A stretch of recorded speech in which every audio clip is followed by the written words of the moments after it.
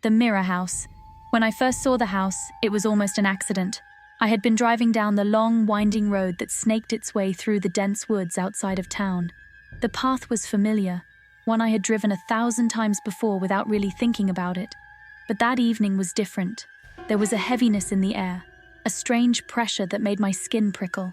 I remember glancing at the sky and seeing the dark, brooding clouds rolling in, pregnant with the promise of a storm. That's when I noticed it. It stood at the end of a narrow dirt path, half hidden by the towering pines that flanked either side. I almost missed it, but something about the way the last rays of the setting sun glinted off the windows caught my eye. I slowed the car and squinted through the windshield. I had never seen that house before.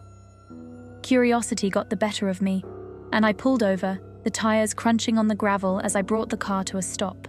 There was no driveway, no mailbox, nothing to indicate that anyone lived there. The house was old, that much was clear, with paint peeling from the wooden siding and the roof sagging in places. But there was something else, something that made me hesitate.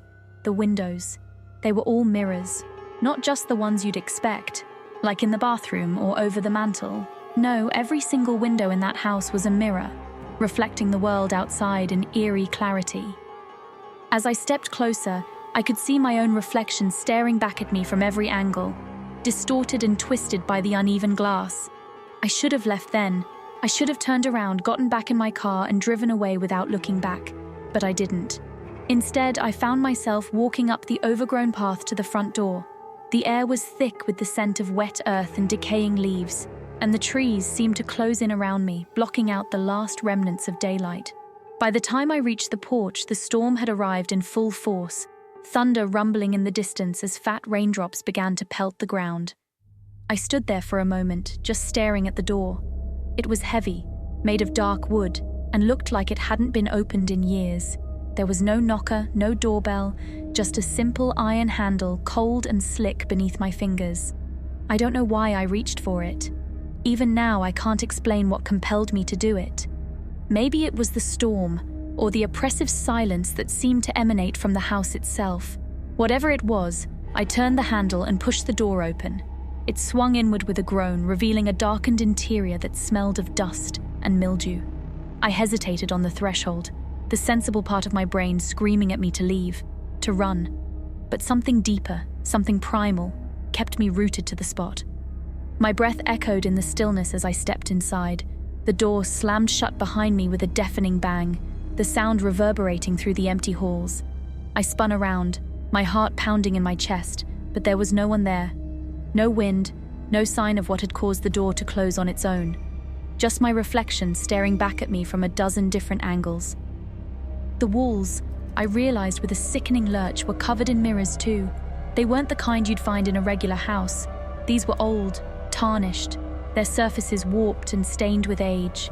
They covered every inch of the walls, stretching from floor to ceiling, reflecting my image back at me over and over, until it felt like I was trapped in an endless maze of my own making. I tried to look away, but my eyes were drawn to the reflections, each one slightly different, slightly off. It was like watching myself in a nightmare. The room was sparsely furnished, with a few pieces of old, dusty furniture scattered about. A tattered armchair sat in one corner, its fabric worn and faded. A small table stood nearby, its surface littered with yellowed papers and broken trinkets. But it was the mirrors that dominated the space, their presence suffocating and oppressive. I took a tentative step forward, my footsteps echoing unnaturally in the confined space. The mirrors distorted everything, making the room seem larger than it was, the reflections multiplying until I couldn't tell where the real walls ended and the mirrored ones began. My skin crawled as I watched my own face twist and warp in the glass, my features stretching and bending in impossible ways. I wanted to leave, but the door was gone. I turned around, my heart racing, but the door I had entered through had vanished, replaced by more mirrors. Panic surged through me as I rushed to where the door had been, my hands scrabbling at the glass, searching for a seam, a crack, anything that would indicate it was still there.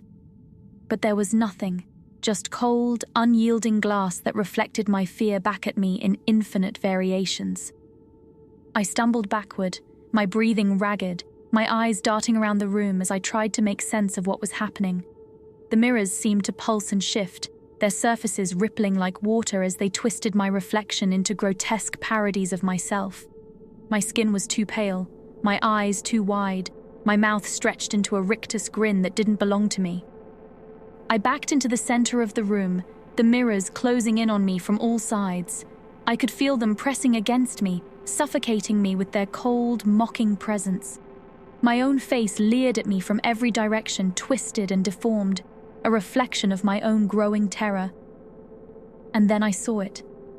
Amidst the swirling chaos of reflections, something moved. It was subtle at first, a flicker of motion in the corner of my eye. I turned to face it, but there was nothing there, just my own panicked face staring back at me. But then it happened again, a flash of movement, quick and darting, like something was lurking just beneath the surface of the glass. My breath caught in my throat as I stared into the mirrors, trying to focus, trying to see what was hiding there. The reflections shifted and shimmered, making it hard to tell what was real and what was just a trick of the light. But then I saw it again, clearer this time. It was me, or at least it looked like me. But there was something wrong, something horribly wrong. The reflection in the mirror was moving on its own, independent of my own movements. It was subtle at first, a slight delay between my actions and its mimicry. But as I watched, the delay grew more pronounced, the reflection lagging behind, its movements jerky and unnatural. I reached up to touch my face, and the reflection did the same, but a beat too late. My heart pounded in my chest as I waved my hand, and the reflection followed suit, its movements disjointed and awkward. It was like watching a poorly synced video, the image not quite lining up with the reality. And then it smiled. The smile wasn't mine. It was too wide, too toothy, the corners of the mouth stretching far beyond what should have been possible. My reflection grinned at me, a grotesque parody of a human expression, and I felt a cold wave of terror wash over me. I wanted to run, to scream, to do anything to break free from the nightmare I had found myself in, but my legs felt like lead. My voice caught in my throat as I stared at the twisted version of myself grinning back at me from the mirror. Its eyes were too dark, too empty, like twin voids that threatened to swallow me whole. And then, slowly, it began to move. It started with a twitch, a slight shudder that rippled through the reflection's body. Then, with a sickening lurch, it began to pull itself out of the mirror. The glass rippled like water as the reflection's hand emerged, its fingers long and spindly, the nails black and cracked. I watched in horror as the rest of its body followed, its movements jerky and unnatural, like a marionette being pulled by invisible strings. It was me, but it wasn't. It was taller, its limbs too long, its face stretched and distorted into a grotesque mask.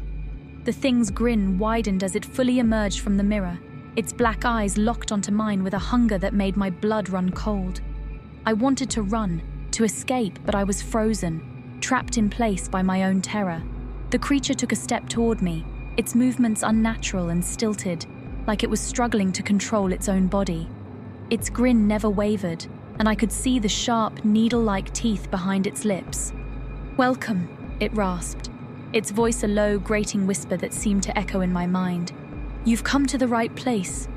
My mind screamed at me to run, to flee from this monstrosity, but my body refused to obey. I could only watch in horror as the thing that wore my face advanced, its eyes gleaming with malice. And then, it lunged. I don't remember how I escaped. One moment, the creature was leaping toward me, its gnarled hands outstretched, and the next, I was stumbling out of the house, gasping for air as the storm raged around me. My car was still there, parked haphazardly by the side of the road, and I threw myself into the driver's seat, my hands shaking so badly I could barely get the key into the ignition. I didn't look back as I sped away, the tires skidding on the wet pavement as I tore down the road. I didn't need to. The image of that thing, that twisted reflection, was burned into my mind, its grin seared into my memory like a brand. I drove for hours, the storm following me as I raced through the night, the windshield wipers struggling to keep up with the torrential rain.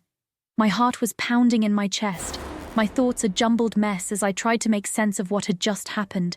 But no matter how hard I tried, I couldn't shake the feeling that I had just escaped something far worse than death. It wasn't until the first light of dawn began to break over the horizon that I finally pulled over, my hands still trembling as I killed the engine. I was miles from town, parked on the side of an empty road, the dense woods pressing in on either side. I leaned back in the seat, my breath coming in shallow gasps as I tried to calm down.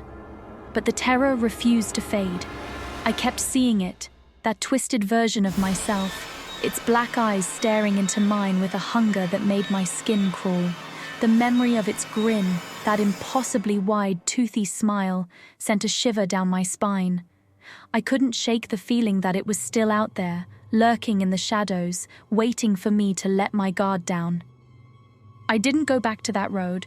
Not for a long time, I couldn't. The memory of that night haunted me, and I avoided the woods at all costs. I didn't tell anyone what had happened, didn't try to explain the terror that had gripped me so tightly that I couldn't breathe. I knew they wouldn't believe me. Hell, I didn't even believe it myself. But the nightmares were real. They started a few days after that night, creeping into my sleep like a virus. I would wake up in a cold sweat, my heart racing, my mind filled with images of that twisted reflection. It would stand at the foot of my bed, its black eyes gleaming in the darkness as it grinned that horrible, toothy grin. And then it would speak, its voice a low, grating whisper that seemed to echo in my mind. "Welcome back." I would wake up screaming, the sound echoing in the empty room as I bolted upright, my heart pounding in my chest. The dreams were so vivid, so real, that I could still feel the cold sweat on my skin, still hear the creature's voice echoing in my ears. I would lie there for hours, staring at the ceiling, too afraid to close my eyes, too afraid to sleep. The days were no better. I couldn't shake the feeling that I was being watched, that the creature was still out there waiting for me. Every time I passed a mirror, I would catch a glimpse of something moving just out of the corner of my eye, something that shouldn't be there. My own reflection seemed to mock me, its movements just a fraction of a second too slow, its eyes too dark, too empty. It was like the creature had followed me, like it had wormed its way into my mind and was slowly driving me insane. And then, one night, I woke up to find the creature standing at the foot of my bed. This time, it wasn't a dream. I could feel the cold air on my skin, hear the sound of the wind howling outside, smell the damp earth and mildew that clung to its twisted form. It was real, and it was here. My breath caught in my throat as I stared at it, my mind screaming at me to move, to run, but my body frozen in terror. The creature grinned at me, its black eyes gleaming with malice as it took a step forward. The floorboards creaked beneath its weight, the sound like a gunshot in the silence of the room. "Welcome back," it whispered, its voice a low, grating rasp that sent a chill down my spine. I couldn't move, couldn't breathe. I could only watch as the creature advanced, its movements jerky and unnatural, like it was struggling to control its own body. Its grin widened, and I could see the sharp, needle-like teeth behind its lips. And then it lunged. I screamed, the sound ripping from my throat as I scrambled backward, my hands clawing at the sheets as I tried to get away. The creature's hand shot out, its fingers wrapping around my ankle with a grip like iron. I could feel its cold, clammy skin against mine, the sensation sending a wave of nausea through me. "Welcome back," it rasped again, its voice echoing in my mind as it pulled me toward it, its black eyes locked onto mine with a hunger that made my blood run cold. I kicked out with my free leg, my foot connecting with the creature's face with a sickening crunch. It let out a low, guttural growl, its grip tightening as it yanked me toward it. I could feel its breath on my skin, cold and foul, like the stench of rotting meat. In a blind panic, I reached out and grabbed the lamp from the nightstand, swinging it with all my might. The lamp shattered against the creature's head, sending shards of glass and metal flying through the air. It let out a howl of pain, its grip loosening just enough for me to pull free. I didn't think, I just ran. I tore through the house, my bare feet slapping against the cold, hardwood floors as I fled from the creature.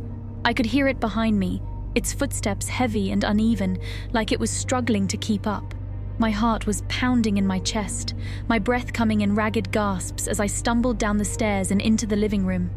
The front door was just ahead, but I could hear the creature closing in behind me. its growls growing louder, more desperate. I reached for the door, my hands shaking so badly I could barely turn the handle. But just as I yanked the door open, I felt the creature's hand close around my shoulder.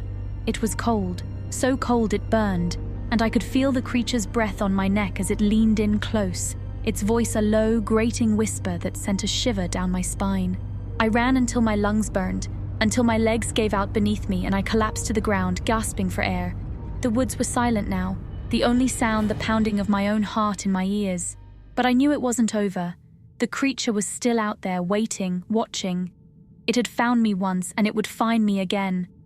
It was only a matter of time, and when it did, I knew it wouldn't let me escape a second time. "Welcome back," it hissed, its black eyes gleaming with malice as it pulled me toward it. In a last desperate attempt, I threw myself forward, ripping free from the creature's grasp and tumbling out onto the porch. I hit the ground hard, the impact knocking the wind out of me as I scrambled to my feet. The creature was right behind me, its black eyes locked onto mine as it reached out with its twisted, gnarled hands. But I didn't stop. I ran, sprinting across the yard and into the woods, my breath coming in ragged gasps as I fled from the nightmare that had invaded my life. The trees closed in around me, their branches clawing at my skin as I tore through the underbrush, the creature's growls echoing in my ears. The days that followed were a blur of terror and exhaustion. I couldn't stay in the house. The very thought of sleeping in my own bed again, of seeing that thing looming over me in the dark, was enough to drive me out. I started sleeping in my car, parking it in random locations each night, as far from the woods as I could manage. But no matter where I went, I couldn't shake the feeling that it was still following me, tracking me, waiting for the moment I would slip. The creature haunted my every waking moment. I would catch glimpses of it in reflections, windows, rearview mirrors, puddles of water, always just out of the corner of my eye, always vanishing the moment I tried to focus on it. My reflection had become my enemy, and every time I saw myself, I was reminded of that night, of the cold, clawing grip, of the foul stench of its breath. I started avoiding mirrors altogether, covering them with sheets or towels whenever I had to be in a room with one. Even the polished surfaces of silverware or glassware became a source of anxiety, and I would keep my eyes firmly on the ground, refusing to look into anything that might show me that twisted version of myself. But it wasn't just the mirrors. I started noticing changes in myself, small at first, but growing more pronounced with each passing day. My skin grew pale, almost translucent, the veins standing out in stark relief against the sickly flesh. My eyes, once bright and clear, took on a dull, sunken appearance, the dark circles beneath them deepening until they looked like bruises. Worst of all was the smile, that unnatural, too wide smile that would creep onto my face at the most unexpected times. I'd catch myself grinning for no reason, the corners of my mouth stretching far beyond what felt natural. And every time I tried to stop, tried to force my face into a more normal expression, the grin would only grow wider, more manic, as if it had a life of its own. The creature was inside me. I could feel it, burrowing deeper with each passing day, warping me from the inside out. I knew I had to find a way to stop it, to rid myself of this nightmare before it consumed me entirely. But I had no idea where to begin. It wasn't until I received the letter that I found a glimmer of hope. It arrived one rainy afternoon, just as I was beginning to lose all sense of time and reality. I had parked my car in an old abandoned lot on the outskirts of town, the windows fogged from the cold, when I heard the soft thud of something hitting the windshield. I looked up, my heart skipping a beat as I saw an envelope pressed against the glass, held in place by the relentless rain. Cautiously, I rolled down the window and reached out, my fingers trembling as I plucked the envelope from the glass. There was no return address, no name, just my own address scrawled in an unfamiliar hand. I stared at it for a moment, dread curling in the pit of my stomach. How had it found me? But as I tore open the envelope, a strange sense of calm washed over me. The letter inside was written in the same spidery handwriting. The ink smudged slightly from the dampness. Asterisk, you are not alone. Meet me at the old chapel in the woods. Midnight. Bring nothing. There was no signature, no further explanation. Just those few cryptic lines. I read them over and over, my mind racing with questions. Who had sent this? And why? Could it be a trap, another cruel trick of the creature that had been tormenting me? Or was it a genuine offer of help, a lifeline in the darkness? I had nothing left to lose. Whatever was happening to me, it was only getting worse, and I knew I couldn't keep running forever. If there was even a chance that this letter could lead me to a way out, I had to take it.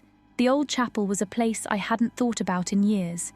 It was a crumbling relic from another time, hidden deep within the woods, long abandoned and forgotten by most of the townsfolk. I had only been there once, as a child, on a dare from some neighborhood kids. The memory of that day was hazy, but I recalled the sense of unease that had settled over me as we'd approached the decrepit building, the way the trees seemed to lean in, as if to shield the chapel from prying eyes. That unease returned tenfold as I made my way through the dark, rain-soaked woods, the trees closing in around me like a living barrier. The path was overgrown, barely visible in the dim light of my flashlight, and the rain had turned the ground to mud, making every step a struggle. But I pressed on, driven by a desperate hope that this meeting might be the key to saving myself. By the time I reached the chapel, my clothes were soaked through, my breath coming in short, ragged gasps. The building was just as I remembered it, old, crumbling, with vines creeping up the walls and the roof sagging in places. The windows, long shattered, stared out like hollow eyes, and the wooden door hung crookedly on its hinges, barely holding on. For a moment I hesitated, the rational part of my mind screaming at me to turn back, to leave this place and never return. But something else, something deeper, urged me forward. I pushed the door open with a creak, stepping into the dark, musty interior. The chapel was empty, save for a few broken pews and a crumbling altar at the far end. The air was thick with the scent of mildew and decay, and I could hear the soft patter of rain dripping through the holes in the roof. My flashlight beam flickered, casting long, eerie shadows that seemed to move on their own. "Hello?" I called out, my voice trembling slightly as it echoed through the empty space. "Is anyone here?" For a moment there was nothing but silence, the only sound the rain and the distant rumble of thunder. But then from the shadows at the far end of the chapel, a figure emerged. At first, I thought it was the creature, come to finish what it had started. But as the figure stepped into the dim light, I saw that it was a man, tall and thin, with a gaunt face and dark hollow eyes. His clothes were old and worn, hanging off his frame like rags, and his skin had the same sickly pallor that I had begun to notice in myself. "You came," he said, his voice a low, gravelly whisper. "I wasn't sure you would." "Who are you?" I asked, my heart pounding in my chest. "Did you send me the letter?" He nodded, his eyes never leaving mine. "I did. I've been watching you ever since that night in the mirror house. I know what you're going through." "How do you know about that?" I demanded, taking a step forward. "What's happening to me? What is that thing?" The man's gaze dropped to the floor, and he let out a long, weary sigh. "It's a curse," he said, his voice barely above a whisper. "A curse that has been passed down through generations, from one unfortunate soul to the next. The house, the mirrors, it's all part of it. The creature you saw, the thing that now haunts you, is a reflection of yourself, twisted by the curse into something dark and malevolent." My mind reeled as I tried to process his words. A curse? Passed down through generations? None of it made any sense, and yet deep down I knew he was telling the truth. "How do I stop it?" I asked, desperation creeping into my voice. "How do I break the curse?" The man looked up at me, his hollow eyes filled with a sadness that seemed to stretch back through the ages. "You can't," he said simply. "Once the curse has taken hold, there's no escaping it. It will consume you, twist you into something like the creature you saw, and when it's done with you, it will move on to the next unfortunate soul." His words hit me like a punch to the gut, and I felt the last remnants of hope drain away, leaving me hollow and empty. "So there's nothing I can do?" I asked, my voice barely a whisper. The man hesitated, his gaze shifting to the darkened corners of the chapel as if he were searching for something. "There is one way," he said finally, his voice tinged with reluctance. "But it's dangerous. It's something that hasn't been done in centuries, and even then it was only partially successful." "What is it?" I asked, grasping at the lifeline he was offering, no matter how thin it might be. "There's a ritual," he said slowly, as if weighing each word carefully. A way to confront the curse, to face the creature in its true form, and sever the bond it has with you. But it's not without risks. If you fail, the curse will not only consume you, but will be passed on to someone you care about. His words sent a chill down my spine. The thought of someone else, someone innocent, being dragged into this nightmare because of me was almost too much to bear. But what choice did I have? If I did nothing, the curse would consume me anyway, and the creature would move on to its next victim regardless. "I'll do it," I said, the determination in my voice surprising even myself. "Tell me what I need to do." The man nodded slowly, as if he had expected my answer. "The ritual must be performed at the place where the curse first took hold," he explained. "For you, that would be the mirror house. You'll need to bring a mirror, one large enough to see your full reflection, and something of great personal significance, something that ties you to the world of the living. You'll use these to draw the creature out and confront it." He paused, his expression grave. "But be warned, the creature will not come willingly. It will fight you with everything it has, and if you lose, it will take your place in the world, leaving you trapped in the mirror, a prisoner of the curse." The enormity of what he was asking me to do hit me like a ton of bricks, but I knew I had no other choice. If I didn't try, I was already as good as dead. "When do I do it?" I asked, my voice barely above a whisper. "Tomorrow night at midnight," the man replied. "The veil between our world and the one where the creature resides is thinnest then. It will be your best chance." With that, he turned and began to walk back into the shadows from which he had emerged. "Wait!" I called after him. "What about you? How do you know all of this?" He paused, glancing back at me with a look of deep sorrow. "Because I was once in your position," he said quietly. "I failed." And then he was gone, swallowed by the darkness. The next 24 hours passed in a haze of anxiety and dread. I prepared for the ritual as best I could, gathering the items the man had told me I would need: a large mirror, one that had belonged to my grandmother, and an old pocket watch that my father had given me before he passed away. The watch was the most precious thing I owned, the last tangible link I had to the man who had raised me. The hours dragged by, each tick of the clock echoing in my ears like a countdown to my doom. I couldn't eat, couldn't sleep, couldn't think of anything except the ritual and the creature that waited for me in the mirror. My reflection had become a constant source of fear, and every time I caught a glimpse of myself, I half expected to see the creature staring back at me, its black eyes filled with malice. Finally, the appointed hour arrived. I packed the mirror and the pocket watch into my car, my hands trembling as I drove back to the mirror house. The storm that had been threatening all day had finally broken, and the rain came down in sheets, obscuring the road ahead. The wind howled through the trees, bending them almost double as I navigated the narrow, twisting roads. By the time I reached the house, the storm was in full fury. Lightning flashed across the sky, illuminating the twisted skeletal branches of the trees that surrounded the old, dilapidated building.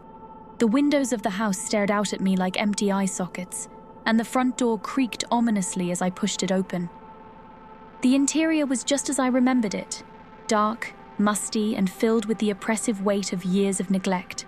The floorboards creaked under my feet as I made my way to the parlor, where the large mirror still stood, its surface covered in a thick layer of dust. I set up the mirror I had brought with me, placing it directly in front of the old one, so that the two mirrors faced each other, creating an infinite reflection that seemed to stretch on forever. I placed the pocket watch on the floor between the two mirrors, its ticking the only sound in the otherwise silent room. My heart was pounding in my chest and my hands were clammy with sweat as I took my place in front of the mirrors, my reflection staring back at me with wide, terrified eyes. For a moment, nothing happened. The room was still and silent, the only light coming from the occasional flash of lightning outside. I could hear the rain pounding against the roof, the wind howling through the trees, but inside the house, everything was eerily calm, and then the temperature dropped. It was sudden and intense, like stepping into a walk-in freezer. My breath fogged the air in front of me, and I could see frost beginning to form on the edges of the mirrors. The pocket watch on the floor stopped ticking, its hands frozen in place. The creature had arrived. My reflection in the mirror began to change. At first, it was subtle, just a slight darkening around the eyes, a barely noticeable distortion of the features. But as I watched, horrified, the changes became more pronounced. My skin grew paler, my eyes sunken and hollow, my mouth stretching into that impossibly wide, toothy grin.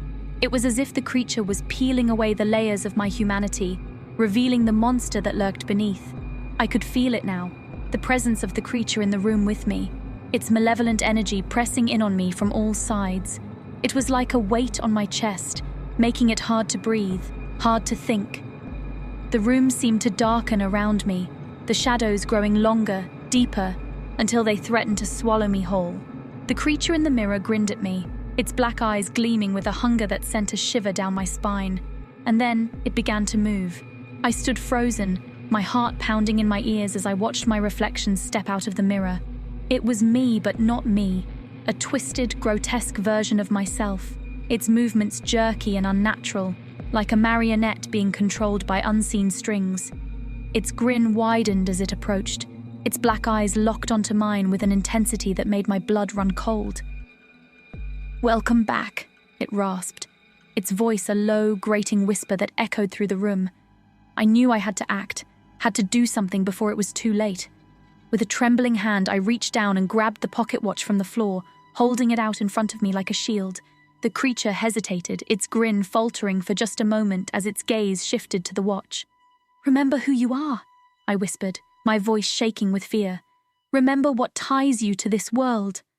For a moment, the creature seemed to waver, its form flickering like a bad TV signal, but then it let out a low, guttural growl, its grin returning with renewed ferocity.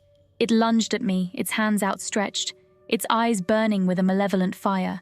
I closed my eyes, bracing for the impact, but it never came. Instead, I felt a strange sensation, like being pulled in two directions at once. My body seemed to stretch, to elongate, as if I were being sucked into the mirror, into the infinite reflections that stretched out before me. I opened my eyes and found myself standing in a vast, empty void. The ground beneath my feet was solid but featureless, stretching out in all directions as far as the eye could see. The sky was a deep, endless black, without stars or any source of light. I turned around, searching for the creature, but there was nothing, only the vast, empty expanse stretching out in all directions. My breath echoed in my ears, loud in the stillness, and I realized that I was completely alone. But then, in the distance, I saw something. A faint glimmer of light, like a tiny star flickering in the darkness. It was small, barely visible, but it was there. Without thinking, I began to walk towards it, each step echoing in the emptiness around me. The light grew brighter as I approached, and I could feel a warmth emanating from it, chasing away the chill that had settled deep in my bones. As I drew closer, the light took shape, forming into a doorway, a way out. I reached for it, my hand trembling as I touched the surface. It was warm, solid, and I could feel the pulse of life on the other side. With a deep breath, I stepped through the door, leaving the void behind. Above was a swirling mass of black and grey, like a storm cloud frozen in time, and in the distance, I could see the creature, its twisted form barely visible against the darkness. It was coming for me. I turned and ran, my heart pounding in my chest as I sprinted across the endless expanse. The creature was fast, far faster than I had anticipated, and I could hear its heavy, labored breaths growing closer and closer with each passing moment. The ground beneath me seemed to shift and warp, making it difficult to keep my balance, but I forced myself to keep going, knowing that if I stopped, I was as good as dead. But no matter how fast I ran, I couldn't escape it. The creature was relentless, its twisted form gaining on me with every step. I could feel its presence, like a cold hand gripping the back of my neck, pulling me back, dragging me down into the darkness. And then, just as I was about to collapse from exhaustion, I saw it, a faint glimmer of light in the distance, like a beacon in the darkness. It was small, almost imperceptible, but it was enough to give me hope. I pushed myself harder, my legs burning with the effort as I raced toward the light, the creature hot on my heels. The light grew brighter, stronger, until it was all I could see, blinding me to everything else.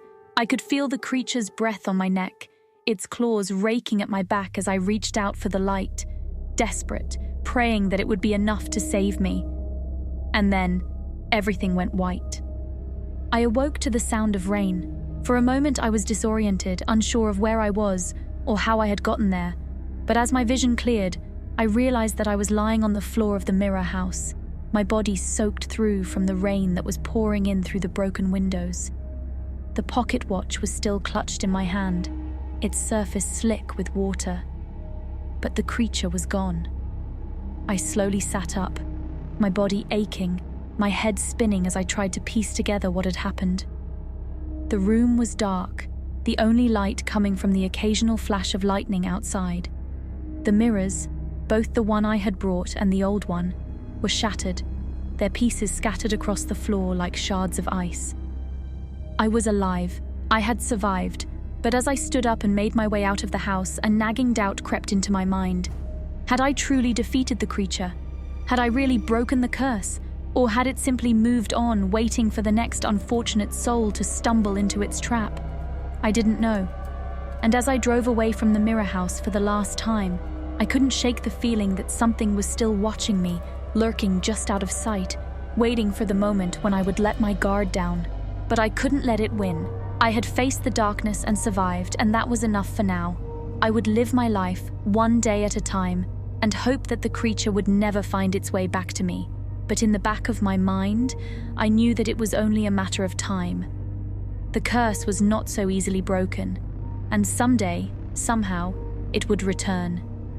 Until then, I would keep my mirrors covered, and I would never, ever smile again. Thank you so much for watching. Please consider subscribing.